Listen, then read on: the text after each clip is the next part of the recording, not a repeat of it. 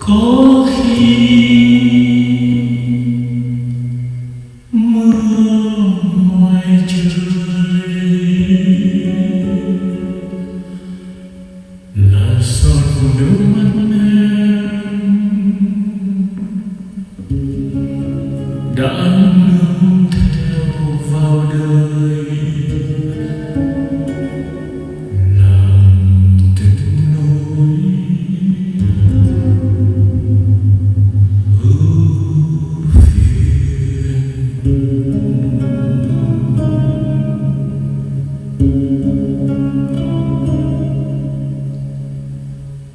Ngoài phố mùa đông, đôi em là đầu lửa hồng.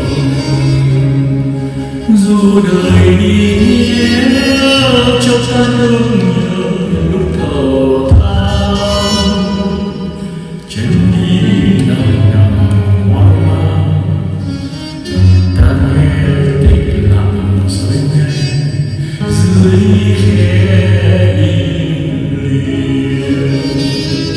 Dù đời đi ôi hôm nay giữa trần gian, dù từng chiếc bóng lên đêm vào giấc mơ, cho tôi thấy vui mong manh, cho tôi ôm lấy vai con.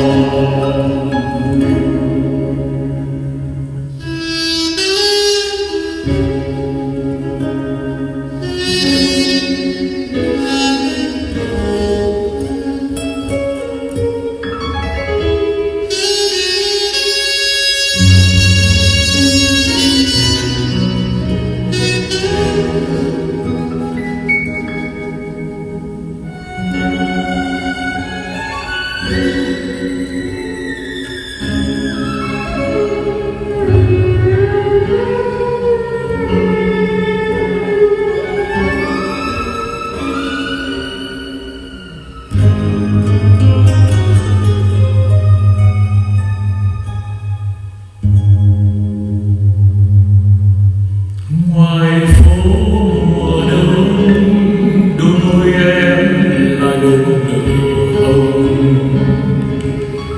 Dù đời đi nhé cho ta nương nhờ lúc thở than, trên đi nặng nặng hoang mang, ta nghe tịch lặng rồi nhanh dưới khe im lìm.